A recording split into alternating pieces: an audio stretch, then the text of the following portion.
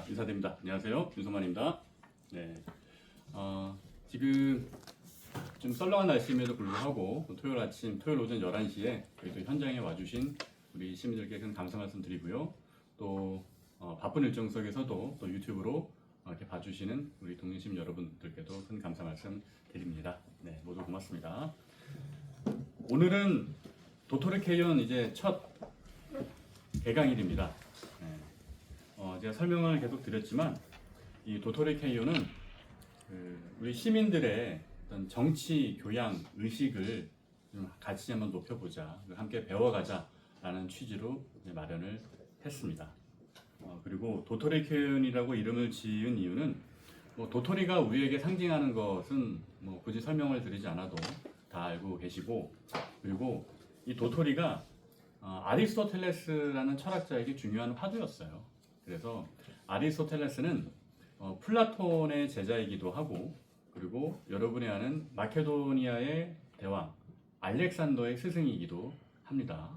그래서 아리스토텔레스는 정말 만학의 아버지라고 불릴 정도로 역사, 철학, 수사에 할 것도 없이 정말 많은 학문들의 기초를 닦은 사람인데, 그게 아리스토텔레스 혼자의 역량으로 다 된 게 아니라 아리스토텔레스를 따랐던 제자들이 있고 함께 연구했던 동료들이 있었어요. 그리고 그들이 함께 공부하고 연구했던 곳이 바로 리케이온이라는 일종의 학교이자 싱크탱크였습니다. 플라톤의 아카데미아는 이제 천상의 세계, 이제 이데아를 중심으로 한 형이상학적 연구를 했던 곳이고요. 아리스토텔레스의 리케이온은 현실 세계에 도움이 될 수 있는 실증적인 학문들을 연구했던 곳이에요. 그래서 리케이온에서 연구를 했던 이론과 학문들은 실제로 정치가들이 정치를 하는데 활용이 됐습니다. 대표적인 인물이 아까 말씀드렸던 알렉산더 대왕입니다. 알렉산더 제국을 건설할 만큼 이 그리스 전역을 지배했었던 이 사람이 아리스토텔레스의 제자였다는 것은 우연이 아닙니다. 그래서 좋은 정치인을 우리가 만나려면 시민들의 수준도 그만큼 높아야 한다. 그거는 만고불면의 이제 진리겠죠. 그래서 우리와 같은 교양 있고 합리적인 시민들이 더욱 많아졌으면 좋겠다라는 취지에서 도토리 K연 오늘 이제 개강을 했고요. 여기 함께 모여주신 우리 오프라인에 모여주신 우리 시민들과 그리고 시청하고 계시는 우리 시청자 여러분들이 앞으로 어떤 더 좋은 미래를 나가는 데 있어서 큰 지혜의 전사가 될 것이다. 저는 그렇게 생각을 합니다. 네, 다시 한번 감사 말씀드리고요. 오늘 이 자리를 또 빌려주신 또 지지자 한 분, 또 시민 한 분 계시고, 또 이거를 같이 준비해 주신 시민들도 좀 계셔서 그분들께도 제가 고맙다는 말씀 드리겠습니다. 여기 좀 화면에 보면은 잠깐 보여드릴까요? 크리스마스 온다고 트리까지 이렇게 만들어 주셨고요. 네, 입구에 들어오는 그 엑스배너 입간판까지 세워주셨고, 또 이런 팜플렛까지 이렇게 제작을 해주셨습니다. 네, 다시 한번 감사 말씀드리겠습니다. 네, 오늘 첫 번째 강좌는 자유에 대한 겁니다. 우리가 자유라는 말을 정말 많이 쓰고, 그리고 특히 보수 정치인, 보수 정당에서는 자유가 가장 핵심적인 가치로 여겨지는데, 그 자유가 무엇인지에 대해서 정확히 알고 있는 경우는 드물어요. 이거는 우리 시민들뿐만 아니라 실제 정치인들도 그럼 보수의 자유주의가 뭐지에 대해서 정확하게 답변할 줄 아는 사람을 저는 딱 한 명밖에 못 봤어요. 제가 20년 동안 기자 생활을 하고 그동안 이제 10권이 넘는 책을 쓰고 하면서 많은 정치인들을 만나봤지만, 그 정치인들 중에서 보수주의의 핵심이 무엇이고 자유주의의 본질이 무언가에 대해서 똑부러지게 얘기할 수 있는 사람은 저는 딱 한 명밖에 만나보지 못했습니다. 그 딱 한 명은 제가 누군지 얘기하지 않아도 아실 거라 생각을 하고요. 자, 그럼 자유에 대한 이야기를 저는 인류학부터 좀 시작을 해보려고 합니다. 우리 인간 종을 뭐라 부르죠? 호모 뭐라 부르죠? 크게 이해하셔도 됩니다. 호모 사피엔스, 그죠? 호모 사피엔스가 지구에 나타난 거는 대략 20만 년 전입니다. 그런데 호모 사피엔스가 지구에 나타났을 때는 이미 다른 인류 종들이 존재했어요. 호모 사피엔스는 아프리카 태생이거든요. 아프리카에서 처음 태어났는데, 그때 이미 유럽을 지배했던 다른 인류 종은 네안데르탈인입니다. 네안데르탈인이고, 이 네안데르탈인들은 인종적으로 호모사피엔스와 좀 다른 특징들을 갖고 있었습니다. 호모사피엔스는 우리가 생각하는 아프리카의 이제 본토 원주민들 생각하면 어때요? 좀 호리호리하고 좀 마르고 뭐 그런 특성을 갖고 있잖아요. 사피엔스도 처음에는 그랬어요. 그런데 네안데르탈린들은 유럽 지역에 분포해 살다 보니까 유럽은 기후가 춥잖아요. 춥기 때문에 어떤 그 몸에다가 지방질을 더 축적을 해야 되고 또 근육도 더 많아지고 그렇게 돼서 뭐 소위 말하는 이 피지컬 떡대는 네안데르탈린이 더 좋았어요. 그럼 그런 상황이 있었고 대략 한 10만 년 넘는 시간 동안 네안데르탈린과 호모사피엔스가 공존을 합니다.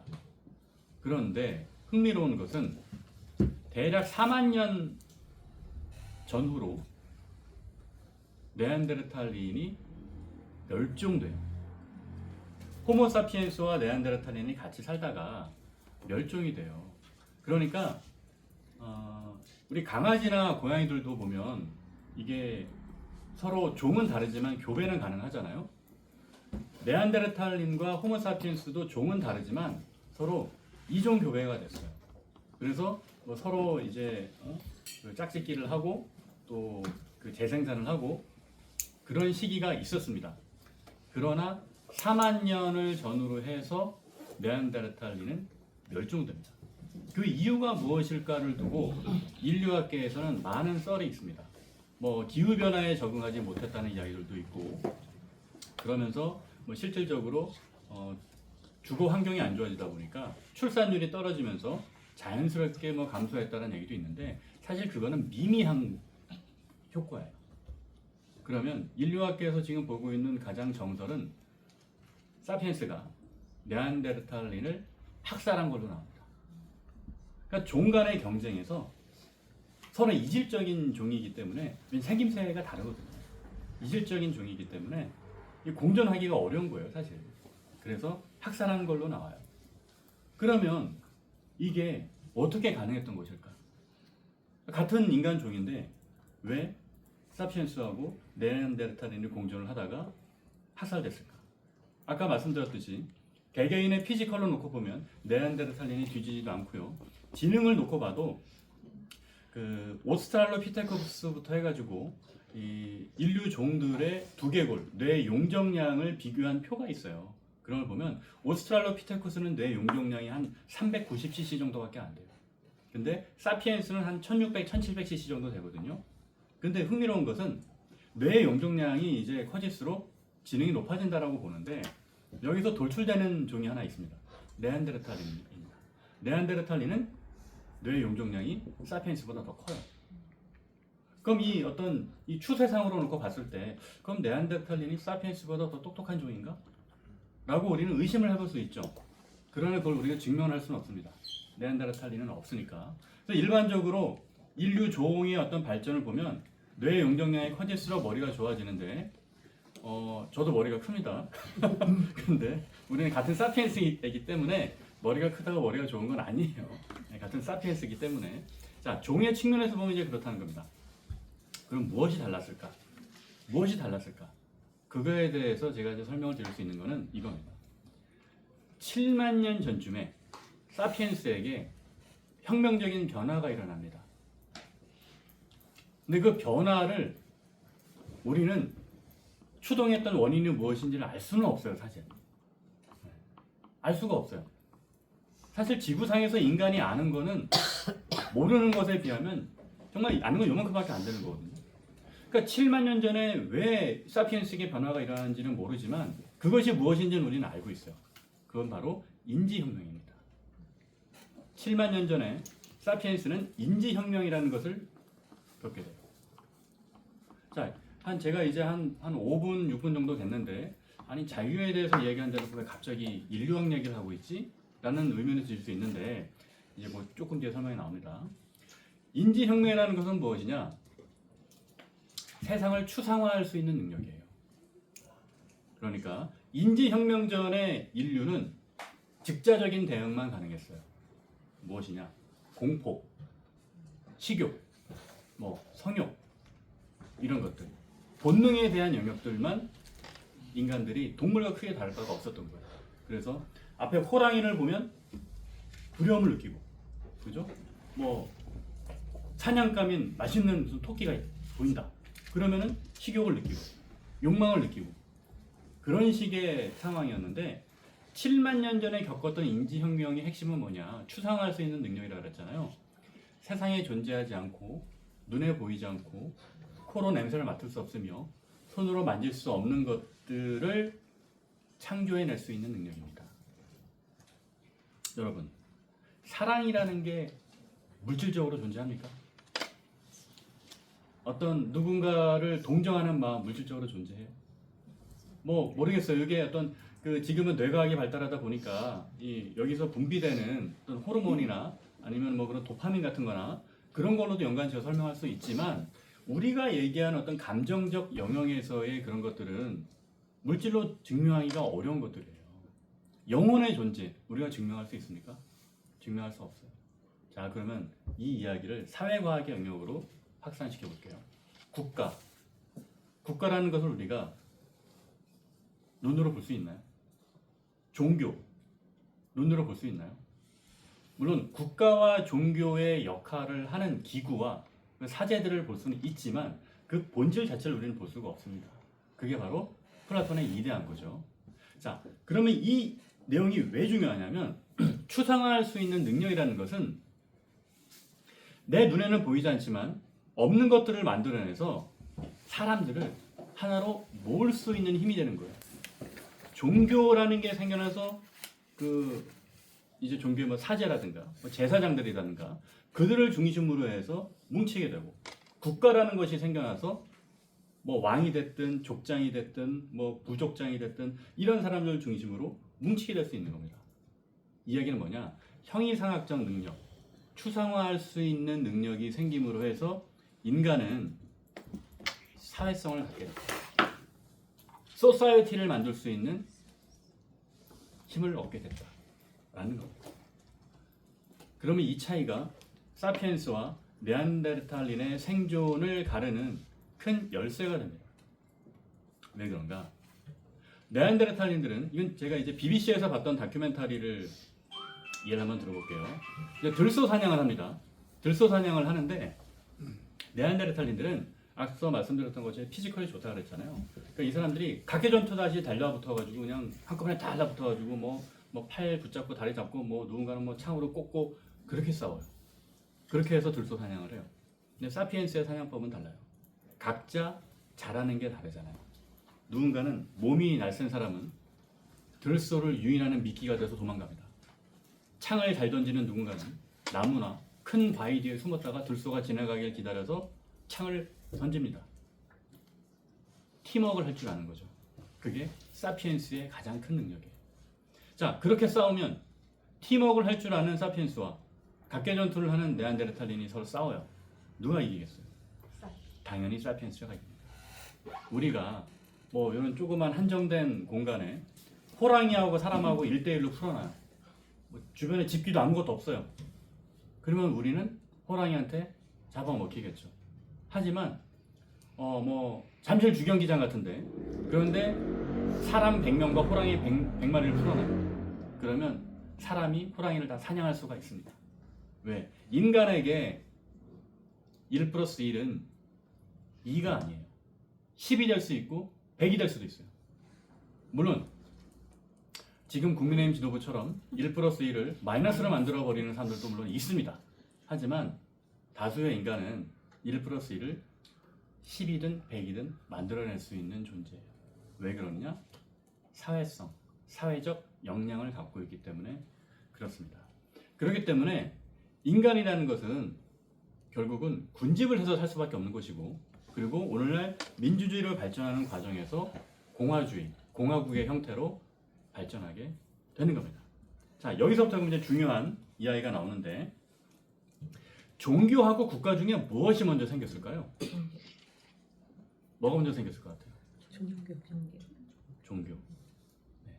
우리 시청자 여러분들은 뭐가 먼저 생겼을 것 같습니까? 답이 나왔네. 제 생각에도 종교가 먼저 생겼을 것 같아요. 왜냐하면 한번 상상을 한번 해볼게요. 2만 년 전에 뭐 알타미라 동굴에 살고 있던 그 당시 인류가 있었다. 밤이 되면 껌껌해져요. 맹수의 울음소리가 들려요. 하늘에서는 막 번개가 치고 막 비가 내려요. 근데 그 당시 인간으로서는 그것을 설명할 수 있는 방법이 없죠. 이해를 할 수가 없습니다. 자, 공포와 두려움이라는 것은 무지에서 오는 거예요. 내가 공포와 두려움의 원인이 무엇이다라는 것을 아는 순간 그거는 더 이상 공포스럽지는 않아요. 경계하게 되는 거지.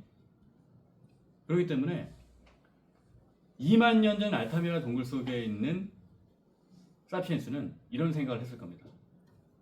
하늘에서 막 번개가 치고 비가 내린다 하면 이유를 알 수 없잖아요. 근데 신이 노했구나. 신이 화가 났구나. 신에게 양을 희생양으로 제물로 바쳐야겠구나. 그리고 마음에 안정을 얻기 시작하는 겁니다. 그럼 마음이 편안해져요. 하늘에서 번개가 치는 이유를 나는 알 수 없지만 뭔가 그렇게 의미를 부여하고 그렇게 믿기 시작하면 내 마음의 평안이 오는 겁니다. 윤허게인을 외치는 사람들의 심리 상태도 비슷해요. 설명하기 어려우니까 그냥 그렇게 믿는 겁니다. 그렇게 마음의 평안을 얻는 거예요. 그러나 현실에서는 동떨어져 가는 거죠. 뭐 이것과 종교 얘기는 좀 별개의 얘기이긴 합니다만, 자, 그렇게 해서 종교라는 게 생겨나고요. 그리고 그 종교를 통해서 사람들이 군집을 하게 되고 이제 국가가 만들어집니다. 국가가 만들어지는데 국가가 만들어지는 과정에서 가장 핵심적이었던 거는 이제 농경 생활의 시작이 있었던 거죠. 농사를 짓기 시작하면서 이 밀농사든 벼농사든 농사를 짓기 시작하면서 사람들이 군집하게 됐다. 근데 여기서 중요한 또 혁명이 일어나요. 뭐냐? 처음에는 그날 먹을 것을 구하고 뗄거리를 구하기가 바빴으나 아까 인간은 사회성을 갖고 있기 때문에 1 플러스 1은 10이 되기도 하고 100이 되기도 한다 그랬잖아요. 그러니까 이 규모의 경제가 생기면서 사유재산, 잉여 생산물이 생겨납니다. 그러면 잉여 생산물을 어떻게 분배할 것인가, 누가 가져갈 것인가를 논의하는 과정에서 계급이 태어나는 거예요. 그리고 잉여 생산물을 획득한 사람들은 자유가 생깁니다. 내가 일하지 않고도 먹을 수 있는 자유가 생겨요. 잉여 생산물이 있으니까. 그러나 잉여 생산물이 없는 사람은 자유가 없습니다. 종속되는 거예요. 노동을 해야 되고 계속해서 일해야 되고 그러면서 계급이 생기면서 자연스럽게 지주계급과 뭐 노예계급과 이런 것들이 분화가 되는 거죠. 그게 원시 공동사회에서 인류는 다 공통적으로 경험을 했던 일들이에요. 자, 그럼 제가 이 말을 드리는 것은 뭐냐면 첫 번째 원리가 있습니다. 자유는 그냥 거저 주어지는 것이 아닙니다. 예를 들어서 무슨 모글리처럼, 모글리, 정글북에 나오는 모글리처럼 내가 자연 속에 던져져서 이렇게 정말 내 맘대로 살 수 있다면 그게 자유로운 걸까요?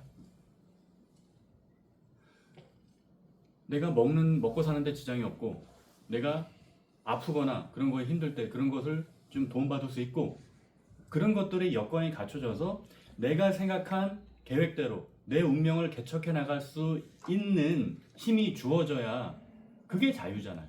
그죠? 자연 상태에 던져져서 오늘 하루 먹고 살기도 바쁜 힘든 그런 생존을 이어나가야 한다면 거기서 우리는 자유를 꿈꿀 수가 없습니다. 그럼 첫 번째 원칙, 자유는 어디에서 나온다? 소유에서 나온다. 자유는 소유에서 나옵니다. 그렇기 때문에 공산주의 국가 또 북한 같은 나라들은 자유가 없는 겁니다. 소유할 수 없는 거니까. 소유라는 인식이 생기면 사람들은 자유를 갖게 돼요. 대표적인 예가 뭐 여러분 잘 아실 겁니다. 저도 여러 번 얘기했고 또 한동훈 대표도 법무장관한테 말했던 바로 농지개혁에 대한 사례인데, 자, 1950년 3월에 이승만 정부가 농지개혁을 단행합니다. 근데 6.25를 앞두고 북한에서는 어떻게 판단했냐면 북한이 남침을 하게 되면 남한에 있는 소작농들이 거의 한 7, 80% 됐으니까 소작농들이 들고 일어나서 같이 프롤레타리아 혁명을 일으킬 것이다 라고 생각을 했어요. 그런데 기막히게도 6.25가 일어나기 직전에 이승만 정부가 농지개혁을 단행합니다. 농지개혁이라는 것은 무엇이냐? 김성수와 같은 정말 대부호들이 갖고 있던 땅이 있습니다. 그 대지주들이 땅을 싼 값에 내놔요. 그리고 소장농들이 자기가 지주에게 줬던 소장료 있잖아요. 그 소장료 정도 되는 돈을 한 5년 정도만 납부하면 그 땅을 내 것으로 가질 수 있습니다. 유상분배를 받을 수 있는 거예요. 그러니까 그 당시 소장농들 중에 유상분배 신청을 하지 않을 사람은 거의 없었죠. 그러니까 조그만 땅이라도 내가 받을 수 있는 겁니다. 그 소장료 5년치를 납부할 수 있는 것만 되면. 그러면 어떻게 그렇게 싸게 유상분배가 가능했느냐? 그 당시 정부에서 지주들한테 국채를 팔았어요. 대한민국 정부가 보증하는 국채를 팔아서 지주들은 그 국채를 매입하고 한 겁니다. 그러면 그때 들어온 돈으로 정부는 뭘 했느냐? 국가 기관 산업을 일으켰습니다. 근데 여기서 대단한 것이 저는 그 대지주들의 적극적인 협조도 어떤 대한민국 역사를 발전시키는 데 있어서 매우 큰 역할을 했다고 봐요. 왜냐하면 필리핀이나 남미 같은 나라들은 아직까지도 토지 개혁이 안 됐어요. 그래서 거기는 아직도 대지주들이 존재합니다. 그런 나라는. 그러나 그 당시 대지주들은 기꺼이 유상분배에 참여를 했고, 그러다 보니까 그 땅을 받은 농민들은 어떤 마음이 생기냐면 이런 거죠. 우리 모두가 똑같아요. 내가 남에게 빌려 쓰는 물건이나 공용으로 쓰는 물건과 내가 정말 힘들게 돈을 벌어서 알아보고 노력해서 산 내 물건이 있어요. 무엇을 더 아껴 쓰고 소중하게 느끼겠습니까? 내 것을 더 소중하고 아껴 쓰게 되지 않겠습니까? 딱 그겁니다. 6.25가 발생해서 북한군이 쳐들어왔는데, 자, 이미 유상분배 받은 내 땅이에요. 내 땅에서 내가 열심히 노력하는 만큼 농작물을 얻을 수 있고, 내가 일해서 버는 돈만큼 내 가족을 부양할 수 있고, 내 자식을 더 잘 키울 수 있고, 학교를 보낼 수 있고, 그런 세상이 됐는데 내 땅을 다시 몰수당한다? 내 땅을 잃어버린다? 그것을 용납할 수 있는 농민들은 많지 않았던 겁니다. 그러니까 전쟁이 터졌을 때 남한에 있는 주민들이 그 북한군에 뭐 협력한 사람들도 있지만 전향하지 않고 그렇게 맞서 싸운 것이었어요. 그럼 거기서 나오는 것은 내 땅이기 때문에 내 땅을 지켜야 되고, 내 땅이 속해 있는 이 마을 공동체를 지켜야 되고, 이 마을 공동체가 모여있는 대한민국 국가를 지키는 것이 내 가족을 먹여 살리고 내 아들, 딸들이 성공할 수 있게 하는 밑거름이 되는 것이구나. 그 믿음을 가졌던 거예요. 우리 선배 세대들이, 우리의 부모님 또 조부모님 세대들이 그런 생각을 가지고 대한민국을 일으킨 겁니다. 그만큼 자유가 존재하기 위해서는 기본적인 물적 토대가 있어야 됩니다. 경제적 자유가 없이는 우리는 사회적 자유, 정치적 자유를 갈망할 수가 없는 거예요. 그래서 국가가 발전하는 과정을 보더라도 산업화를 이루지 못한 나라에서는 민주주의를 할 수가 없는 겁니다. 그래서 이제 실제로 연구 결과를 보면은 벌써 한 30년, 40년 정도 됐는데 1인당 GDP가 6,000달러 이상이 돼야만 민주주의가 시작될 수 있다라는 연구가 있거든요. 막 그때 물가보다 지금도 많이 올랐으니까 최소한 한 10,000달러는 넘어야 제대로 된 민주주의를 할 수 있다라는 이야기를 하는 게 바로 그거예요. 내가 먹고 살기 당장 힘들면은 자유주의에 대해서 어떤 정치적인 올바름에 대해서 판단하고 신경 쓸 겨를이 없다는 거죠. 자, 그리고 그럼 자유에 대해서 제가 쭉 설명을 하면서 자유가 왜 중요한가, 인간 사회에서 왜 필요한가에 대한 이야기를 계속 드렸는데, 다른 관점에서 자유가 왜 중요한가를 제가 다시 한번 말씀드려볼게요. 자, 저는 이걸 이제 정치적인 방법적 회의라는 표현을 씁니다. 제가 만든 말이에요. 어디 뭐 학문적으로 이루어진 건 아니고요. 정치적인 방법적 회의다라는 것은 뭐냐면, 인간 사회에 있어서 가장 중요한 인간의 가치들을 하나씩 하나씩 소거하다 보면 가장 마지막에 남는 게 무엇일까 생각을 해봤어요. 뭐 평화도 중요하고, 그죠? 뭐 복지도 중요하고, 안보도 중요하고, 다 중요한데 하나하나 덜 중요한 것들을 빼보면 마지막에 남는 무언가가 그게 인간 사회에서 제일 중요한 게 아닐까라는 생각을 가지고 저 혼자 생각을 해봤습니다.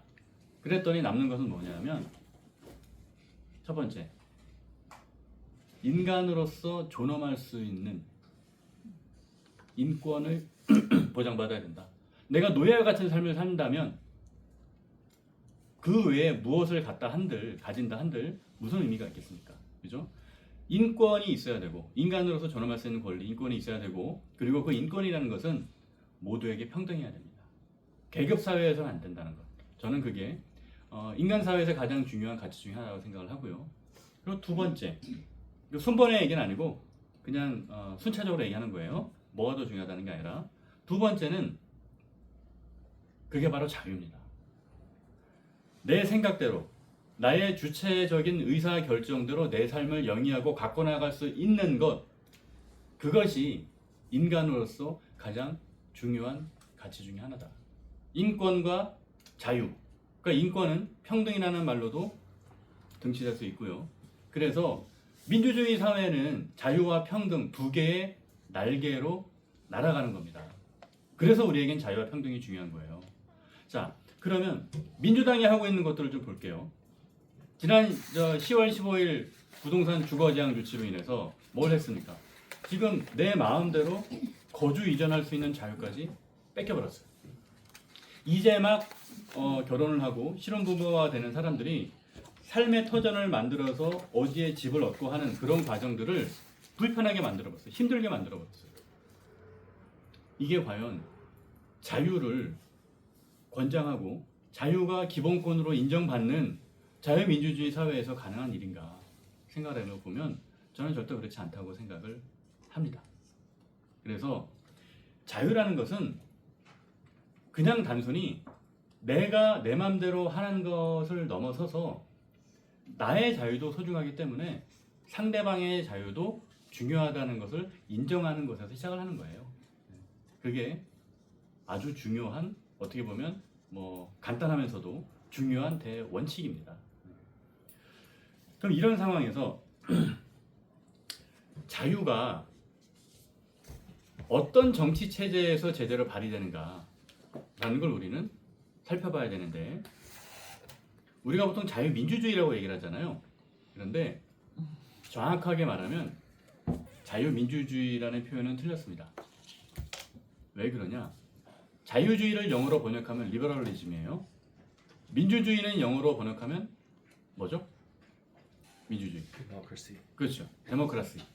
데모크라시인데, 자, 자유주의, 평등주의, 권위주의, 무슨 주의 할 때 이거는 보통 우리가 이념이라고 그러잖아요. 이 주의는 영어로 번역하면 이즘으로 끝나요. 접두어가 이즘이에요. 근데 클라시, 자, 마너크라시, 데모크라시, 이런 것처럼 클라시는 정치 체제를 의미합니다. 그래서 데모크라시를 민주주의로 번역하는 건 잘못된 거예요. 그래서 여태까지 대한민국이 민주주의를 잘못 오해하고 사는 게 많아요. 왜 그런지 설명드릴게요. 민주주의라는 것은 그 자체로 어떤 특정한 이념과 철학의 틀을 갖고 있는 게 아니에요. 하나의 정치 체제일 뿐입니다. 그죠? 자유주의는 뭡니까? 자유를 중심으로 해서 온 세상을 바라보고 자유가 핵심이 되는 그런 가치, 이념, 형향이잖아요. 그럼 민주정은 하나의 정치 체제일 뿐입니다. 민주정 자체가 지향하는 철학과 이념적인 비전은 없어요. 왜 그런가? 북한도 민주주의 공화국이에요. 그죠? 북한 플레임이 뭡니까? 조선 인민 민주주의 공화국입니다. 거기도 민주주의. 독재하는 나라들 거기도 겉으로는 민주주의 있어요. 그죠?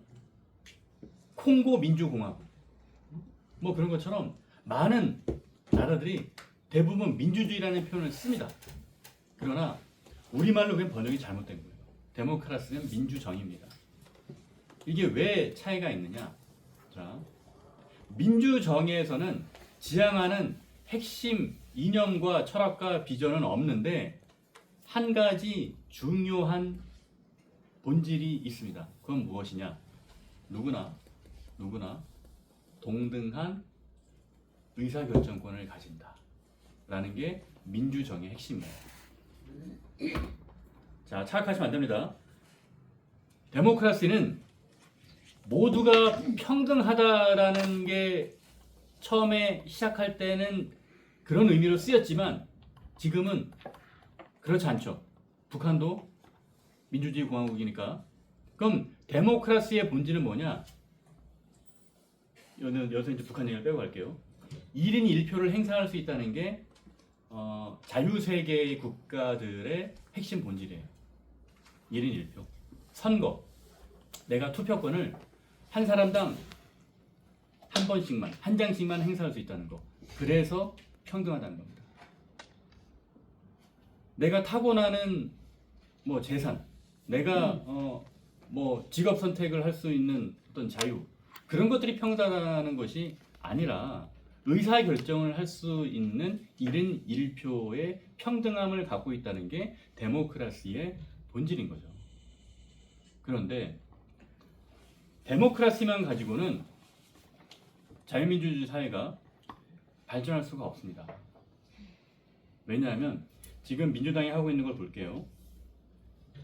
윤석열 대통령은 자기가 민주당 뭐 독재를 해가지고 어쩔 수 없이 비상계엄을 했다고는 얘기는 하지만 뭐 그렇다고 해서 비상계엄을 하는 게 잘된 거는 절대 아니죠. 그러나 그런 빌미를 제공한 민주당도 깨끗하진 않아요. 잘못된 거예요. 왜? 그동안 문재인 정부부터 시작해서 민주당이 의회 다수석을 확보하고 얼마나 많은 의회 독재를 감행했습니까? 쪽수로 다 밀어붙였잖아요. 그죠? 상대 정당의 의견은 들을 생각도 없이 자기들 멋대로 자기들이 생각하는 대로 법을 만들고 특검 통과시키고 다 그렇게들 해오지 않았습니까? 그건 뭡니까? 다수결이면 모든 게 된다는 다수결 만능주의예요. 그거 잘못된 거 아닌가요? 다수의 생각이 늘 옳다라고 장담할 수도 없고, 그리고 두 번째, 좌파 세력들이 갖고 있는 가장 본질적인 모순은 본인들이 민주적 통제라는 표현을 많이 씁니다. 민주적 통제. 사법부도 민주적 통제의 영역에 들어야 한다라고 얘기를 하면서 지금 저렇게 사법권을 침탈하기 위해서 안간힘을 쓰고 있는 겁니다. 자, 민주적 통제가 말하는 것은 결국 무엇이냐? 선거에서 다수표를 획득한 정당이나 인물이 마치 전체 국민의 총의를 얻은 것 마냥 왜곡해서 제멋대로 하는 겁니다. 잘 생각해보죠. 이재명 대통령이 49.42% 얻었습니다. 정말 절묘해요. 우리 국민이 그에게 과반을 주지 않았어요. 49.42% 얻었지만 뭐 어떻게 해요? 본인이 모든 것을 다 권력을 가진 것처럼 하면서 자기가 갖고 있는 죄를 사하기 위해서 공범자들에게 특혜를 주고 풀어주게, 지금 그런 식으로 가고 있잖아요. 이게 바로 연성 독재로 가는 거고요. 이거는 일찌감치 나치 히틀러가 썼던 수법입니다.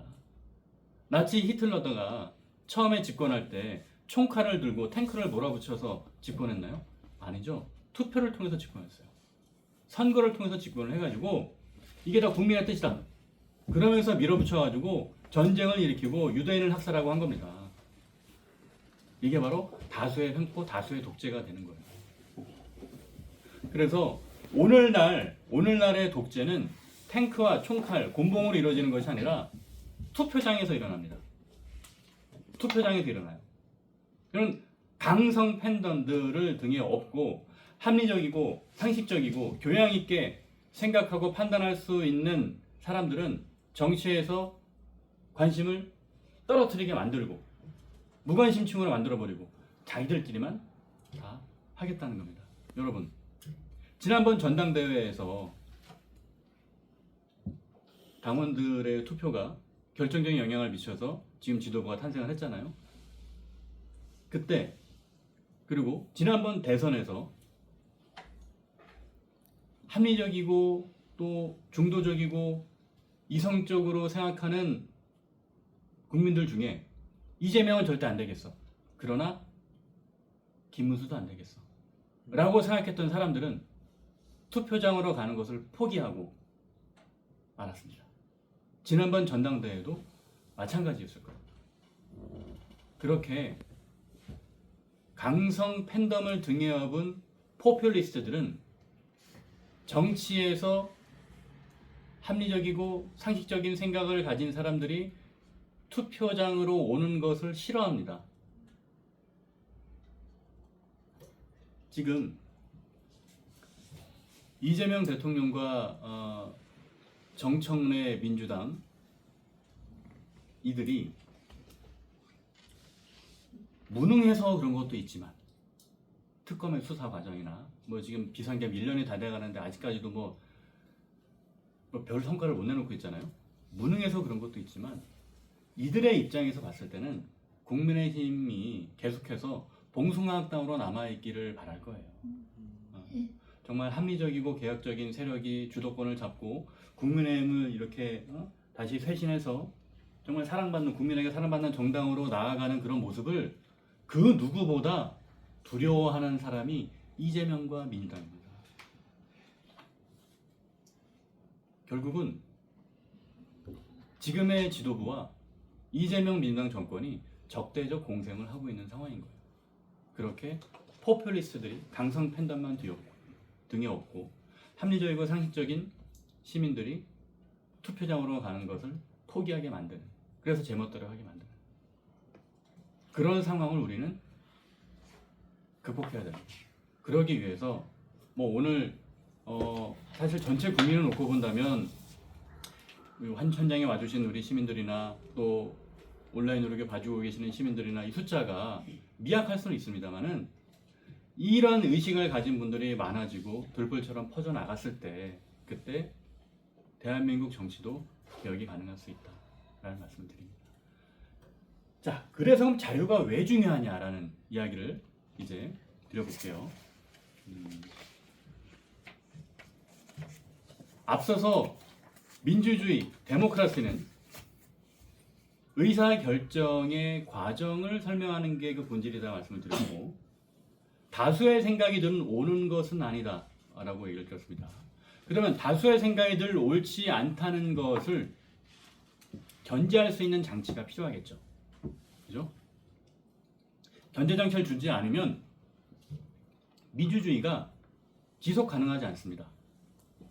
자, 저는 전공이 사회학이었기 때문에 본의 아니게 학교 다닐 때 마르크스를 많이 공부를 했어요. 그러면 사실 마르크스의 이론을 좀 보다 보면 말도 안 되는 것들이 많아요. 말도 안 되는 것들이 많은데 지금의 시각으로 보니까 말도 안 되는 것들이에요. 마르크스가 살았던 당시의 상황으로 보면 상당히 말이 되는 것들이에요. 그러니까 전 세계의 절반 가까이가 공산주의였던 시절이 있었잖아요. 그죠? 그럼 무엇이 그러냐? 자본주의는 내적 모순에 의해서 멸망할 수밖에 없다라는 게 마르크스의 예측이었죠. 그 내적 모순이라는 것은 뭡니까? 불평등에 심합니다. 산업혁명 이후에 부르주아 계급들이 갖고 있는 자본과 그리고 그 당시 노동자들이 정말 그때는 한 10살, 11살 먹은 어린이들도 하루에 15시간, 16시간씩 일했어요. 그렇게 혹사당하다가 성인이 되기도 전에 죽는 아이들도 많았어요. 그런 현실이 과거 농노제, 봉건 영주 시대보다도 오히려 더 인권이 무참하고 심각했던 상황까지 갔던 겁니다. 19세기 유럽이. 그렇게 되니까 마르크스는 멸망할 수밖에 없다. 그런데 멸망하지 않은 이유가 뭐냐? 두 가지가 있습니다. 첫 번째, 산업혁명에 성공한 나라들이 뭘 했냐? 한번 생각해 보세요. 산업혁명에 성공한 나라들이, 유럽의 국가들이 다 식민지를 만들었습니다. 동아시아에서는 일본이 메이지 유신을 통해서 제일 먼저 근대화를 이뤄냈고, 그들이 뭘 했냐? 식민지를 만들었어요. 식민지를 만든다는 것은 뭐냐면, 이거는 레닌의 표현에 따르면 자본주의의 내적 모순을 식민지로 전가하는 겁니다. 무슨 뜻이냐? 원래 자본주의라는 것은 그대로 놔두면 자본주의와 민주주의가 한 세트로 계속 여기져 왔잖아요. 이 자본주의가 민주주의라는 것은 결국은 그 내적 모순이라는 게 불평등이 심화가 되다. 가진 사람은 더 갖게 되고 못 가진 사람은 계속 가난해지고 이게 심해지면 결국 못 가진 사람들이 반란을 일으켜서 뒤엎고 자본주의가 민주주의가 무너진다. 그래서 공산주의 사회주의 사회로 간다라는 게 마르크스의 예측이었거든요. 그런데 자 산업화에 성공한 이 자본주의가 발전한 국가들이 식민지를 만들어서 자기네 나라에서 발생하는 불평등을 식민지로 전가하는 거예요. 뭐냐? 거기서 노예들을 데려오고 수탈을 하기 시작하면서 이 본토에 살고 있는 제일 어려운 시민들은 그 시민들은 뭐예요? 식민지 국가의 이제 주범이기 때문에 식민지에 가면 우대받고 살 수 있잖아요. 그죠? 그러니까 제국주의를 했던 나라들은 그 나라 국민들만 놓고 보면 잘 먹고 잘 산 거예요. 하지만 어떤 방식이다? 남의 것을 빼앗고 수탈하면서 잘 먹고 잘 산 겁니다.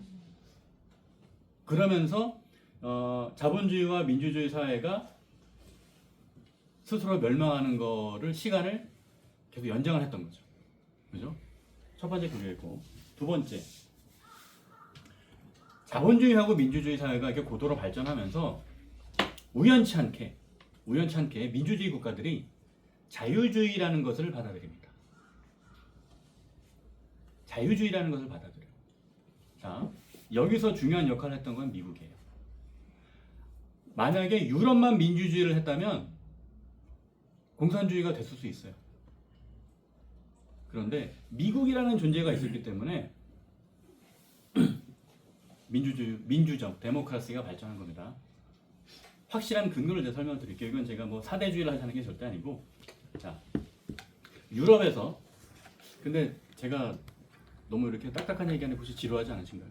재밌어요. 괜찮습니까? 네, 고맙습니다. 왜냐하면 그 제가 좀 말을 재밌게 하는 재주가 없다 보니까 좀 재미없다고 이렇게 얘기해 주신 분들이 많아가지고 저도 그게 큰 고민이긴 한데 뭐 주제 자체가 이렇다 보니까 네, 좀 이해 부탁드리겠습니다. 제가 그렇다고 그래서 전환길처럼 제가 소리 지르면서 할 수는 없고 전환길 씨는 이렇게 소리 지르는 거 보는 맛이라도 있는데 양해 좀 부탁드리겠습니다. 오프라인이 훨씬 재밌네요.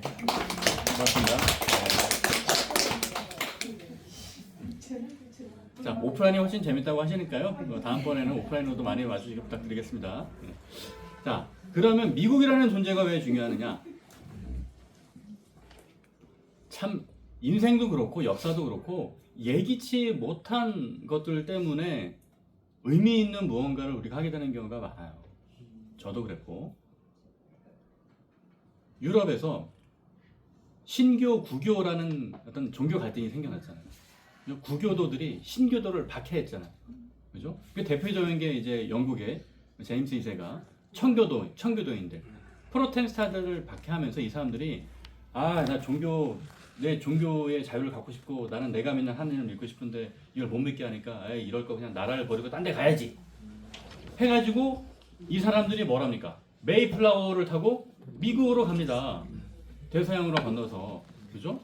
그럼 이 사람들이 효시가 돼가지고 뭐 제임스 타운을 만들고 뭘 하고 하면서 그때 영국에서 딱 보니까 미국에다가 이제 식민지를 계속 발전시키면 저기서 세금을 걷어오고 하면 우리가 잘 살 수 있겠네? 해서 영국의 국왕이 본격적으로 막 투자를 막 해요. 막 식민지 건설도 하고 뭐 막 뺏어오고. 근데 그렇게 몇백 년을 있다 보니까 미국에 토착한 시민들 입장에서 보면 아니 우리가 땅을 직접 일궈서 내가 여기서 농작물을 얻고 내가 열심히 사는데 저 대서양 멀리 있는 그 영국의 왕이 뭐가 대단하다고 내가 쟤한테 세금을 바쳐야 돼? 이런 생각을 하는 거죠. 그죠? 그래서 1700년대 미국에서 독립운동이 일어납니다. 그게 독립전쟁이죠. 네. 그래서 조지 워싱턴이 원래는 그 독립군을 이끌었던 장군이잖아요. 그죠? 그런 사람들이 나오고 뭐 패트릭 켈리 같은 사람들은 뭐라 그래요? 자유가 아니면 죽음을 달라. 그래서 미국에서 독립전쟁을 하면서부터 자유에 대한 생각과 갈망들이 엄청나게 커지기 시작한 거예요. 그래서 미국을 건국한 파운더스들은, 미국 건국의 아버지들은 건국 이념의 핵심이 첫 번째가 자유예요. 자유입니다. 그 역사적으로 그럴 수밖에 없었던 거죠. 그죠? 독립전쟁을 겪으면서 스스로 쟁취해낸 거죠. 그리고 미국의 역사가 뭡니까? 프론티어 정신. 프론티어 정신은 뭐예요? 내 인생을 내가 스스로 개척해 나간다는 거잖아요. 그렇게 해서 성공을 이뤄가는 것. 그게 미국을 발전시킨 정신 아닙니까? 그럼 그 기본에는 다 뭐가 있는 겁니까? 아까 제가 자유의 본질은 소유라는 말씀을 드렸는데 그게 가장 인정받고 내가 노력한 만큼 내 성과를 얻고 내 소유를 확실시 할 수 있는 거, 그게 미국의 자본주의 정신이 가장 전 세계에서도 핵심으로 일컬어지는 것이잖아요. 그죠? 그리고 여기서 또 넘어오는 게 뭐냐면 막스 베버가 자본주의와 이제 프로테스탄트 정신이라는 책을 썼는데 그게 이제 사회학자들한테는 아주 그냥 교본 같은 책이에요. 뭐 일반인들은 잘 알려지지 않았지만, 그럼 이 프로테스탄트 정신이라는 게 무엇이냐? 여러분, 청교도 정신이 뭡니까? 청교도 정신은 청빈하고 검소하고 그렇게 사는 거예요. 그게 자본주의 정신이에요, 원래. 그러니까 오늘날 이게 오해가 됐는데 자본주의 정신이 돈을 막 쓰자, 플렉스하자 라는 게 자본주의 정신이 아닙니다. 자본주의 정신이 처음에 나왔을 때의 본질은 돈을 막 쓰지 말고 청빈하고 검소하게 아껴 써서, 그러면 그 번 돈을 어디다 쓸 거냐? 투자라는 얘기예요. 이 차이가 있습니다. 세익스피어의 작품에 보면 유대인 고리대금업자가 등장합니다. 그게 샤일록인가, 그렇죠, 이름이 아마 베니스의 상인에 보면 샤일록인가 아마 이름이 맞죠? 저 예전에 읽어가지고 그 세익스피어가 묘사한 고리대금업자는 아주 못된 사람이에요, 그죠? 근데 그게 당시 유럽 사회의 인식이었어요. 그러니까 무슨 뜻이냐? 돈을 많이 가진 유대인들이 주로 고리대금업을 많이 했습니다. 그런데 프로테스탄트들은, 청교도인들 뭐라 생각했냐면 내가 돈을 많이 쌓고 있으면, 그 당시에 이제 유럽에서는 그 고리대금업을 하는 게 돈을 벌 수 있는 가장 쉬운 방법이었거든요. 그러나 우리 청교도는 달라야 된다. 그러니까 청교도는 돈을 많이 벌었는데 이걸 쌓아놓고 뭘 할 데가 없으니까 뭐랍니까? 투자를 합니다. 공장 설비를 늘리고 더 많은 노동자를 고용하고, 그게 바로 막스 베버가 얘기한 자본주의 정신이에요. 왜 미국에서 자본주의가 발전했는가를 설명하면서 프로테스탄트 정신을 가지고 와서 설명을 하고, 그 프로테스탄트는 어디서 왔느냐? 그 효시가 미국에서 메이플라워를 타고 온 그들입니다. 그만큼 미국은 내가 노력해서 내가 일가를 이루고 기업을 세우고 이것을 하나님이 주신 소명으로 보는 그런 생각을 갖고 그 파운더스들이 인생을 개척해 나간 거였어요. 그래서 미국은 자유가 핵심인 나라였다라는 거고, 그런데 또 한 가지는, 자, 지금 유럽과 미국의 이념 지형을 좀 비교해 보면, 이념 지형을 놓고 보면 상대적으로 유럽은 좌파가 많아요. 그죠? 좌파가 많습니다. 거기는 뭐 공산당도 있고, 하다못해 그 스웨덴이나 이런 북유 국가들은 사회민주당, 사회주의 계열의 정당들이 실권을 갖는 경우도 많아요. 그죠? 근데 미국은 어때요? 미국은 두 개밖에 없어요. 공화당하고 민주당. 근데 미국의 민주당이라고 해서 좌파냐? 미국의 민주당은 좌파가 아니에요. 우파입니다. 대한민국은 뭐냐? 대한민국은 할 말이 없네요. 자, 유럽은 좌파부터 우파까지, 그러니까 진보부터 보수까지 이념의 스펙트럼이 넓어요. 근데 미국은 상당히 우편향돼 있어요. 그 이유가 뭐냐? 유럽은 노동자 중심의 좌파 정당이 상당히 발전해 있습니다. 근데 미국은 노동자 중심의 좌파 정당이 유럽과 비교해서 미국은 발전했지가 않아요. 그 이유는, 혹시 여러분 그 갱스 오브 뉴욕이라는 영화 보셨습니까? 갱스 오브 뉴욕. 그 디카프리오하고 다니엘 데이 루이스가 주인공인데 그거 보면 뭐냐면 그게 이제 막 아마 뉴욕이 그때가 아마 뉴암스테르담 시기였던가 뉴암스테르담에서 뉴욕으로 바뀌었던 시기인가 그럴 거예요. 뉴욕의 원래 이름은 뉴암스테르담이었습니다. 네덜란드인들이 하도 많이 가가지고 초기에 개척을 해서 그래서 거기에는 이제 유럽에서 많은 이민자들이 몰려와서 그 민족별로 이렇게 커뮤니티를 만들어서 살았어요. 그 영화 보면 다 그게 나와요. 뭐 아일랜드계, 이탈리아계, 게르만계 쫙 다 민족별로 모여 사는데 실제로 내용도 그겁니다. 그 다니엘 데이 루이스가 그 식육점 정육하는 사람이거든요. 그 사람이 그래서 별명이 도살장가 그래요. 그래가지고 그 사람이 이끄는 이쪽 계열하고 또 이쪽 디카프리오가 아마 그 아일랜드계인가로 나올 텐데 민족끼리 막 싸워요. 그런 장면이 나오는데 그게 미국의 이제 정착민들 초기 문화를 아주 잘 보여줬어요.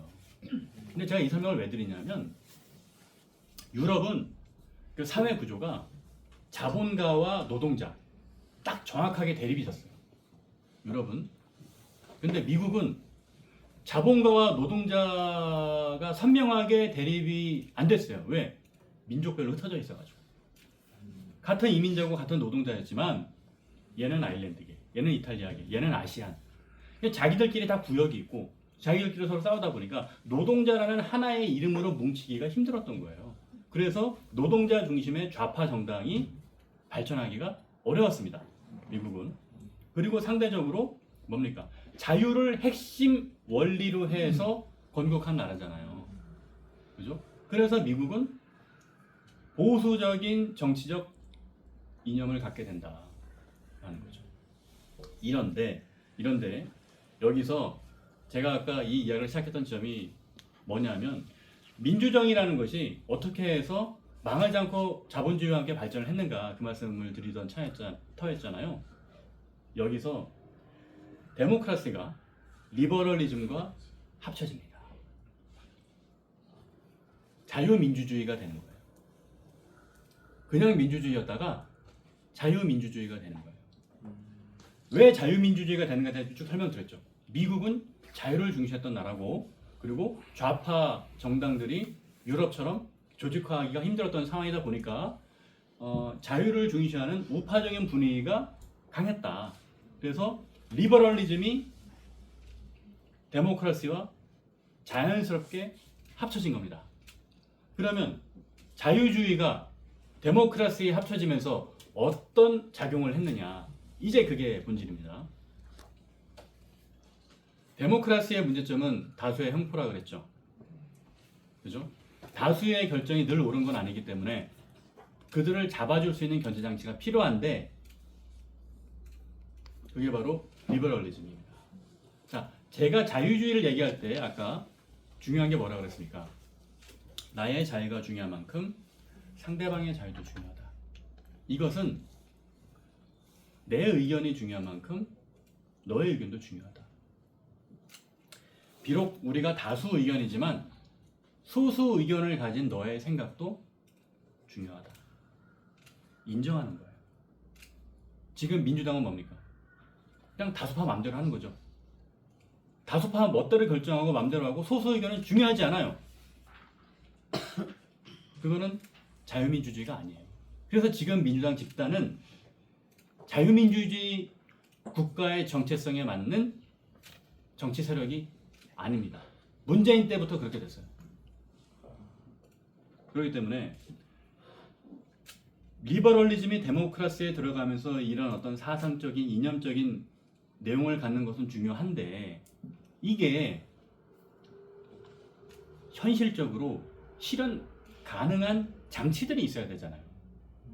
이런 생각만 갖고 있다고 해서 저절로 정치인들이 알아서 그렇게 해야지 되는 거 아니잖아요. 강제할 수 있는 무언가가 필요하잖아요. 그럼 그것을 이 파운더스들은 어디서 가지고 오느냐? 사회계약론에서 가지고 옵니다.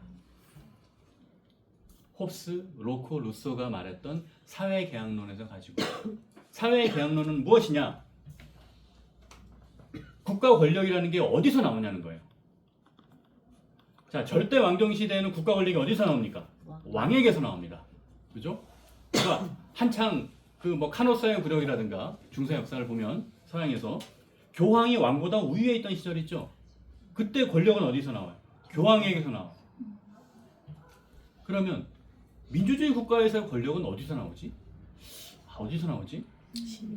시민에서 나오죠. 그죠? 근데 시민이라는 게 다 모래알처럼 흩어져 있는데 이거를 생각하다가 이거를 형이상학적으로 발명해낸 사람들이 사회계약론자들이에요. 로크, 루소, 이런 사람들. 그들은 뭐냐? 자연상태의 인간이 갖고 있는 천부인권, 시민권이 있는데 이거를 매번 시민들이 다 모여가지고 의사결정하기 힘드니까 그거를 편의상 우리의 의견을 모아가지고 권한을 일부분 양도한 겁니다. 전체를 주는 것도 아니고 일부분 양도한 거예요. 그리고 그 양도한 권한은 언제든지 우리가 회수할 수 있는 겁니다. 그게 사회계약론이고 국민주권이고 저항권입니다. 국민주권이라는 것은 뭐냐? 국가가 갖고 있는 권력은 애초부터 태생적으로 주어진 게 아니에요. 자연상태의 개개인들이 모여서 사회계약을 맺고 국민주권이라는 형태로 자 너에게 잠깐만 위임할게 준 거예요. 그러나 언제든지 회수할 수 있는 저항권을 갖고 있는 게 사회계약론입니다. 이게 국가 권력이에요. 그게 국민주권의 핵심입니다. 그런데 이 국민주권이라는 것은 제가 아까도 말씀드렸지만 이 머릿속에만 존재하는 거지 현실에서 이걸 어떤 구속할 수 있는 게 없잖아요. 그래서 나온 게 뭐다? 바로 룰 오브 로, 법치주의입니다. 법치주의. 자, 우리 지금 그래서 국민주권 사회계약론이 어떻게 법치주의로 가는지 좀 설명하고 있어요. 법치주의라는 게 여러분 국민들한테 법을 잘 지키라고 얘기하는 게 아니에요. 야, 너 저 교통신호 잘 지키고 뭐 노상방뇨 하지 말고 국민들한테 이래라 저래라 하는 게 법치주의가 아닙니다. 그거는 그냥 준법 정신이죠. 법치주의는 뭐냐? 국가 권력에게 권력을 함부로 쓰지 말라라고 얘기하는 게 법치주의예요. 정치인들에게 네가 가진 권한을 네 멋대로 쓰지 말라라고 제한을 두는 게 그게 법치주의입니다. 이재명 대통령이 됐다고 해서 49.42%를 득표했다고 해서 지멋대로 자기가 갖고 있는 죄를 사하고 제멋대로 공공들을 풀어주고 그러라고 법치주의가 있는 게 아닙니다. 대통령이 자기 마음에 안 든다고 비상계엄 발표하고 비상대권 운운하는 그게 법치주의가 아닙니다. 법치주의는 오직 법에 의해서만 네 권한을 행사해라. 그러면 왜 그렇게 법에 우리가 매달려야 하는가? 왜 법을 그렇게 중시해야 하는가? 그걸 알아야 돼. 왜 법은 우리가 꼭 지켜야 되지? 왜 법이 그렇게 중요한 거지? 왜 중요하냐? 그게 국민의 뜻이기 때문에 그래요. 다시 설명드릴게요. 5천만 국민의 뜻을 일일이 다 우리는 알 수 있는 방법이 없습니다. 5천만 국민의 뜻을 하나로 집약할 수 있는 것은 불가능해요. 그러나 우리가 합의할 수 있는 최소한도로 가장 중요한 원리와 원칙들을 우린 어디에 담았습니까? 헌법에 담은 거예요. 헌법 정신은 그래서 국민의 뜻인 거예요. 그래서 헌법에 따라야 하고 헌법에 위배되는 일을 하지 말아야 한다는 것은 국민의 뜻을 어기지 말라는 것, 국민의 뜻대로 하라는 것과 동일한 겁니다. 우리가 헌법을 제정할 때, 헌법을 개정할 때 국민의 뜻이 얼마나 잘 반영되는지를 두 눈 부릅뜨고 지켜봐야 하는 이유도 그게 결국은 우리의 의사고 우리의 뜻이라고 읽히기 때문에 그런 겁니다. 한번 만들어 놓으면. 그래서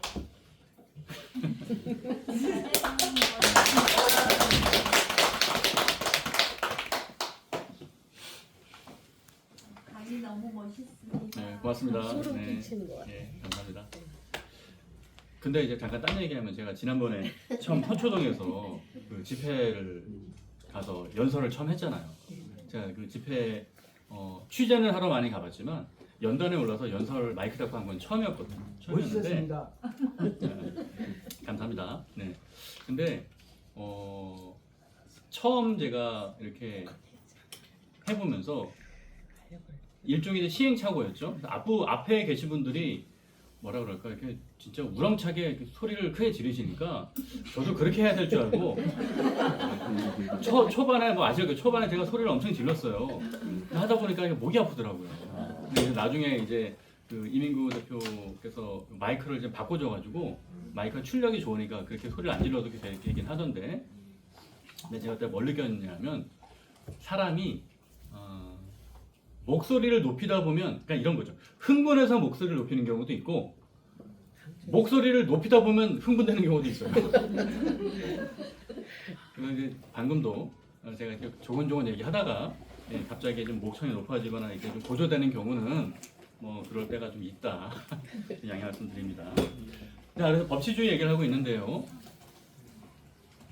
법치주의가 중요한 것은 국가 권력에게 정치인에게 네가 행사할 수 있는 권력의 범위를 제한해 놓기 때문에 중요한 거예요. 그렇지 않으면 선거에서 다수표를 획득한 정당과 대통령이 정말 자기 멋대로 하는 겁니다. 지 멋대로 다 하는 거예요. 그걸 막기 위해서 우리는 법치주의가 필요한 거고, 그래서 그 법치주의에서 정해놓은 원칙이 뭐라고요? 국민의 뜻인 헌법에 의해서만 정치를 하라. 헌법과 법률에 근거한 절차대로만 권력을 행사하라. 그래서 비상계엄이 잘못됐다는 건데 그거를 판사 출신의 뭐 5선 국회의원은 계엄령을 계몽령이라고 알려줘서 감사하다고 이렇게 말을 하는 것들이 얼마나 양심에 털난 행동입니까? 판사 출신 국회의원이고 5선씩이나 했는데 이걸 모르겠어요? 지금 생각해보면 모를 수도 있을 것 같아요. 모르지 않고는 그렇게 할 수가 없습니다. 그리고 이 법치주의의 핵심이 되는 것은 국민주권의 원리가 결국은 소수자의 의견들도 우리가 보호할 수 있어야 된다는 거잖아요. 그렇게 가야 되는 거잖아요. 그럼 그게 이제 리버럴리즘과 연관이 된다고 했는데 그 장치들이 어떻게 나오냐면 이런 거예요. 삼권 분립. 독립적인 사법권의 존재가 선거를 통해서 당선된 행정 권력과 입법 권력을 막아줄 수 있는 거예요. 사법권. 그리고 독립적인 사정기관의 존재. 감사원, 검찰. 감사원과 검찰은 대통령이 임명을 하지만 검찰과 감사원은 대통령이 행하는 정책에 대해서도 사정할 수 있는 권한이 있습니다. 그렇기 때문에 문재인 정부에서 윤석열 검찰총장이 문재인 대통령이 싫어하는데도 불구하고 조국 전 장관을 강하게 수사했던 거잖아요. 대통령실까지 수사했잖아요. 민정수석 했을 당시에. 검찰을 없앤다는 것은 단순히 수사기관 하나를 없애는 게 아니라 상권 분립의 한 축을 무너뜨리는 것과 같은 거예요. 지금처럼 이재명 대통령과 민주당이 사법부를 장악하고 뭐 대법관을 증원해서 뭐 증원하고 지금 본인의 임기 때 뭐 한 20명 임명하겠다는 거 아니에요? 그리고 무슨 재판부도 내란 재판부까지 지금 만든다고 하고 있고, 뭐 법원에서 뭐 지규현 판사 같은 사람들 탈탈 털어가지고 자기 뜻에 맞지 않으면 매장시키고 탄핵하려고 하고, 이 사법권의 독립성을 무너뜨린다는 것은 결국 자유민주주의에서 자유를 떼버리겠다는 뜻입니다. 그 뜻이에요. 그래서 오늘 제가 드리는 말씀은 큰일 났네요. 제가 오늘 얘기하려던 거에 한 절반밖에 얘기를 못했는데 제가 적당한 데서 끊고 2강에서 하겠습니다. 자, 자유민주주의에서 자유를 떼어버린다는 것은 결국 우리가 믿어왔던 민주주의를 포기하겠다는 겁니다. 그리고 요 얘기 하나만 더 드리고 마무리하겠습니다. 오늘 제가 제목으로 던졌던 것이 그러면 윤석열, 이재명의 자유와 한동훈의 자유는 무엇이 다른가에 대한 이야기를 해볼게요. 단적으로 말하면 윤석열의 자유는 프리덤이고 한동훈의 자유는 프리덤을 포함한 리버티예요. 어떻게 다르냐? 우리나라에서 쓰는 이제 어휘들의 상당수가, 특히 외국에서 번역한 어휘들의 상당수가 일본어에 선 것들이 많잖아요. 일본이 앞선 연구를 많이 했으니까 그걸 우리가 그냥 그대로 갖다 쓴 경우가 많은데, 민주주의도 그래요. 원래는 민주정으로 불러야 맞는데 잘못 부르는 거죠. 그리고 가장 본질적으로 우리 국민들에게 큰 오해를 만들어내는 단어가 자유예요. 자유는 영어로 하면 프리덤하고 리버티가 있는데, 이 프리덤하고 리버티는 전혀 다른 뜻이에요. 근데 우리는 둘 다 자유라고 불러요. 그래서 문제가 생기는 겁니다. 그 본질적 차이를 제가 이 마지막 부분에서 설명을 드리고 오늘 1강을 마치도록 하겠습니다. 자유는 크게 세 가지가 있습니다. 경제적 자유, 사회적 자유, 정치적 자유. 세 가지가 있는데, 대한민국은 산업화를 통해서 경제적 자유를 이뤘습니다. 산업화를 통해서 물질적 토대를 마련했죠. 그리고 87년 민주화를 통해서 그 문민정부 그 이후에 들어섰고, 그리고 국민이 주권을 가진 자유민주주의 체제를, 시스템을 완성했어요. 우리가 정치적 시스템으로서 정치적 자유를 획득했습니다. 그러나 여전히 사회적 자유는 큰 나라가 아니에요. 여전히.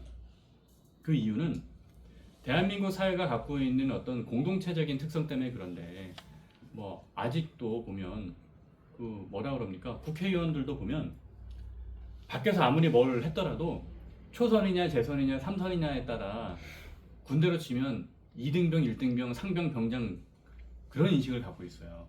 그죠? 그러니까 아랫사람의 표현은 그렇고, 뭐 예를 들면 뭐 젊은 사람이 좀 나이 드신 분한테 자기의 의견을 이렇게 개진하는 거를 우리는 그냥 수평적인 커뮤니케이션이라고 생각하지 않고 뭐 건방지게 이렇게 생각하는 문화가 아직은 우리에게 많이 남아 있습니다. 네. 그러면 이것이 나오게 되는 가장 본질적인 이유는 뭐냐? 공동체적인 어떤 그 집단을 이뤄온 문화도 있고, 우리말에는 존댓말이라는 게 있잖아요. 존댓말. 근데 존댓말이라는 게 결과적으로는 아래에서 위로만 쓰는 거고 위에서 아래로는 그냥 평어를 쓰니까 이 계급이 나뉘어지는 겁니다. 한 사람은 존댓말을 쓰고 한 사람은 평어를 쓰는 순간, 그 순간 계급이 나뉘어지는 거예요. 그래서 뭐 회사나 이런 조직 사회를 하더라도 부장이 있고 그 밑에 부원들이 있는데, 때로는 부장보다 부원의 능력이 더 뛰어날 수 있어요. 하지만 이 계급 구조 사회에서는 부원이 부장을 넘어설 수가 없는 겁니다. 그러니까 저는 제 말은 어떤 모든 위계와 질서를 깨트리자는 게 아니라 비효율적인 권위주의는 없애는 방향으로 가는 것이 대한민국을 위해서도 좋습니다. 근데 그거는 사회적 자유도에 따라 달라지는 것이기 때문에 이건 좀 시간이 필요해요. 불과 대한민국 해방된 지 이제 80년밖에 안 됐습니다. 그죠? 아직은 우리가 가야 할 길이 멀어요. 자, 그럼 그런 차원에서 본다면 1945년에 대한민국이 일제 치하에서 독립을 하고, 그리고 1950년 한국전쟁이 벌어지고 53년에 휴전을 하면서 그 당시 대한민국 사회가 느꼈던 공포감은 얼마나 컸을까요? 전쟁이 다시 한번 벌어지면 어떻게 하지? 뭐 여기 계신 분들도 전쟁을 직접 겪어보신 분들은 별로 없잖아요. 그때는 어린 시절이었거나 그러셨을 텐데, 전쟁을 직접 겪었던 분들이 갖고 있는 트라우마와 고통은 매우 큽니다. 그렇기 때문에 그 당시 정치 세력, 또 국가 권력, 국민들의 첫 번째는 전쟁은 안 된다. 대한민국은 독립적으로 살아남을 수 있는 국가여야 한다. 생존의 위기가 제일 컸습니다. 그게 제일 컸어요. 그래서 그 당시 정치 또 사회 전반을 지배했던 이념은 뭡니까? 딱 하나입니다. 반공주의였습니다. 반공주의. 그죠? 반공주의는 뭡니까? 공산당을 배격하는 거죠. 공산당을 반대하는 건데, 그러면 공산당을 반대해서 무엇을 지키는 거예요? 자유세계 대한민국을 지키는 겁니다. 자유세계라는 것은 뭡니까? 아까 주인의식이 얘기했던 것처럼 내가 열심히 일한 만큼 돈을 벌고 그것에 대해서 공정한 보상을 받고 내 자식들 키우고 내 가족들 부양하고 그게 자유세계의 핵심 원리인데 자 그래서 이승만 뭐 박정희까지 쭉 이어져 내려오는 대한민국의 핵심 뭐 DNA는 자유세계예요. 프리월드. 그러니까 전통적으로 보수 정치 집단이 갖고 있는 자유의 의미는 프리월드입니다. 자유세계, 자유진영. 미국과 영국, 프랑스, 독일 이런 서방 국가들로 대표되는 자유세계의 한 일원으로서 우리가 운명을 함께 해 나가는 것. 그래서 반공주의를 국시로 삼고, 그죠? 그게 바로 보수 정치인, 보수 집단들이 가져왔던 핵심 DNA인 겁니다. 윤석열 대통령도 마찬가지. 그러니까 윤석열 대통령이 그 비상계엄 할 때 뭐라 그래요? 반국가 세력을 처단한다. 그게 반공주의랑 뭐가 다릅니까? 다를 게 없어요. 그죠? 그리고 본인이 그렇게 자유 맨날 중시했잖아요. 그 출마 선언문 보면은 자유란 단어가 제일 많이 나와요. 21번. 21번이에요? 예. 그 정도 됐던 것 같아요. 예. 그러니까 그 정도로 자유를 엄청 중시하는데 그럼 그 사람이 그 밑에 있는 수석들이나 비서관들한테 자유를 줬습니까? 욕만 그러니까요. 술 먹고 꼬장 부리고 그렇죠? 뭐 의사 표현의 자유가 자유의 핵심인데 뭐 다른 얘기하면 바로 윽박 지르고 소리 지르고 경노하고 재판에서도 욕해서 깜짝 놀랐어요.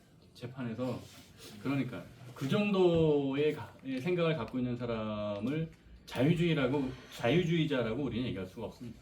그죠? 윤석열 대통령한테 정말 국가를 위해서 충심 어린 의견을 냈던 사람은 한 명밖에 없잖아요. 그러면 윤석열 대통령은 말로는 자유를 외쳤지만 그 사람은 자유주의자가 아닌 겁니다. 그리고 대다수의 국민의힘에 있는 국회의원 또 여태까지 있었던 정치인들도 진정한 자유가 무엇인지 또 그것을 자기의 이념과 핵심 정치 철학으로 삼고 실천하는 자유주의자는 아니었던 거죠. 왜 그러냐? 아까 말씀드렸던 것처럼 경제적 자유, 사회적 자유, 정치적 자유 때문에 그래요. 경제적 자유는 이코노믹 프리덤입니다. 이코노믹 프리덤이에요. 근데 사회적 자유, 정치적 자유로 넘어오면 그때부터는 리버티를 써야 돼요. 그러니까 프리덤이라는 것은 무엇으로부터 이제 속박받지 않고 그냥 내 자유 의사대로 행할 수 있는 뭔가 해방되는 개념이에요. 프리덤은 행동의 의미가 강한, 동적인 의미가 강한 거고, 그리고 리버티는 시민권과 결부되는 자유입니다. 그러니까 시민으로서의 자유. 아까 얘기한 국민 주권을 가진 주권자로서의 자유. 그러니까 정치적 자유와 연관되는 자유는 리버티인 거예요. 그래서 자유민주주의를 영어로 하면 리버럴 데모크라스입니다. 프리덤이 아니에요. 리버럴입니다. 리버티. 그리고 우리가 정치적으로 저 사람은 자유주의자라고 얘기할 때도 리버럴리스트라고 부르는 겁니다. 자, 그러면 이제 마무리하겠습니다. 진정한 정치적 자유주의자, 정치인으로서의 자유주의를 자신의 철학으로 삼고 실천한다는 것의 의미는 아까 얘기했죠? 데모크라시가 리버럴리즘과 합쳐졌을 때 우연하게 그런 일이 벌어졌지만 그 리버럴리즘이 했던 역할은 뭐다? 소수자의 의견을 보호하는 겁니다. 독립적인 감찰기관의 존재, 검찰, 그리고 감사원, 그리고 삼권 분립, 그리고 권력자가 자의에 의해서 권력을 제멋대로 쓰는 것이 아니라 권력의 한계와 이런 범위를 명확하게 규정해 놓는 것, 그게 정치적 자유주의의 핵심이에요. 상권 분립, 독립적인 사정기관의 존재, 법치주의. 오직 헌법과 법률에 의해서만 정치가와 권력자가 행사할 수 있도록 제한해 두는 것. 쉽게 말하면 권력의 행사를 제한하는 것이 정치적 자유주의의 본질입니다. 특별감찰관을 임명해서 대통령과 친인척의 비리와 부패를 사전에 방지하고, 그죠? 권력이 독주하지 않도록 측근을 두지 않으며 이 사람이 얼마든지 잘못되면 그거 잘못된 겁니다 얘기할 수 있도록 의사 의사소통의 수평적 마인드를 갖는 거, 그런 게 진짜 자유주의자가 할 수 있는 일들이에요. 뭐 대한민국에서는 그런 정치인을 여태까지는 찾아보기 힘들었는데, 뭐 예를 들면 뭐 딱 떠오르는 인물이 오바마 같은 정치인들을 보면 자기 참모들하고도 얼마나 편안하게 얘기를 해요. 뭐 이제 그 백악관에서 공개하는 비커 사진들을 보면 오히려 그런 것 저 기억에 남는 게 전 두 가지가 기억에 남는데, 백악관 집무실에 이제 뭐 한 서너 살 된 꼬마애가 왔는데, 이 서너 살 된 꼬마애하고 눈을 마주치려고 오바마 대통령이 이렇게 바닥에 엎드려서 이렇게 쳐다보는 사진이 있어요. 그 사진이 하나 있고, 또 하나는 참모들하고 그 백악관 집무실 소파에 앉아서 얘기를 하는데, 오바마는 이렇게 서서 이렇게 팔짱 끼고 막 이렇게 얘기를 하고 있고, 그 참모들은 이렇게 소파에 이렇게 기대가지고 다리 꼬고 소파에 이러고 있는 거예요. 멋있어요. 그게 우리나라에서 상상 가능한 일입니까? 그렇죠? 불가능한 일이죠. 저는 뭐 그렇게 하자는 게 아니라 그 정도로 우리는 자유주의를 실천할 수 있는 리더십이 필요하다. 그 말씀을 드리는 겁니다.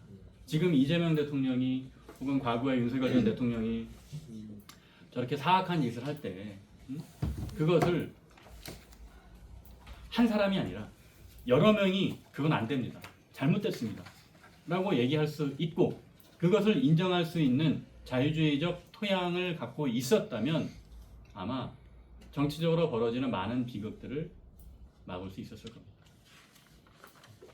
오늘 드리지 못한 말씀도 많은데 그 이야기는 2강에서 제가 이어가도록 하겠습니다. 시간이 많이 초과가 돼서 혹시 질문 있으시면 제가 한두 분만 질문 받고 마무리하도록 하겠습니다.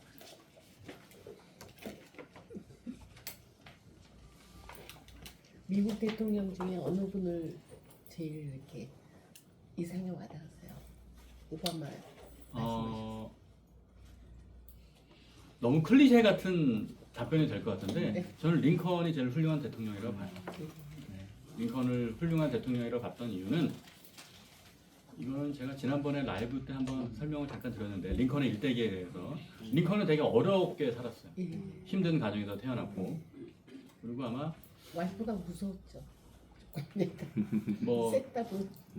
그런 얘기도 전해지는데, 뭐 사생활에 대해서 제가 뭐 소크라테스도 그랬다고 하는데, 자, 링컨은 되게 어려운 환경에서 컸고 그랬지만 이 본인이 갖고 있는 철학과 이런 생각들을 뚝심 있게 해나갔던 정치인이었다고 생각을 해요. 누구처럼 본인이 생각하고 있는 비전과 이런 걸 굽히지 않고 그것을 이루기 위해서 사람들을 규합하고 모으고 결국은 역사상 가장 훌륭한 대통령 중에 한 명으로 남았다 생각을 하고요. 그리고 또 한 명을 굳이 꼽자면 저는 이제 조지 워싱턴도 훌륭한 대통령이었다고 생각을 하는데, 그 이유는 뭐냐? 조지 워싱턴이 이제 미국의 대통령이 됐을 때 우리가 생각했던 것 이상으로 미국 국민들은 조지 워싱턴을 존경했어요. 또 대통령제를 처음 해본 나라가 미국이잖아요. 그죠? 그러니까 사람들이 대통령제에 대한 개념이 별로 없었어요. 그래서 그 전까지 그 사람들은 영국의 왕의 지배를 받았기 때문에 또 다른 왕이 즉위하는구나, 이렇게 일반 사람들은 생각을 했습니다. 하지만 그들은 대통령제라는 걸 만들었고 임기를 정해놨잖아요. 그래서 조지 워싱턴이 이제 그 당시로는 좀 국부이고 독립전쟁을 승리로 이끌었던 영웅이어서 많은 사람들이 정말 추앙하고 어마어마했습니다. 그리고 조지 워싱턴의 임기가 끝났을 때 많은 국민들이 또 정치인들이 조지 워싱턴에게 연임을 해달라고 했어요. 연임을 해달라고 했는데 조지 워싱턴이 거절했습니다. 내가 연임을 하면 대통령제가 지속될 수가 없다. 저는 그런 결단은 쉽게 나올 수 있는 것이 아니라고 생각합니다. 권력의 속성은 한 번 잡으면 놓고 싶지 않습니다. 근데 그렇게 내려놓을 수 있다는 것은 엄청난 용기예요. 예를 들어서 뭐 임기 내 개헌을 해서 나는 임기를 3년만 하겠다 하는 것도 보통 사람은 결정할 수 있는 일들이 아닌 겁니다. 그런 의미에서 저는 8년 두 보고 명을 싶다. 꼽아봤습니다. 네? 8년 보고 싶다. 8년 보겠다고요? 그렇게 만들어 주십시오, 우리 국민들께서.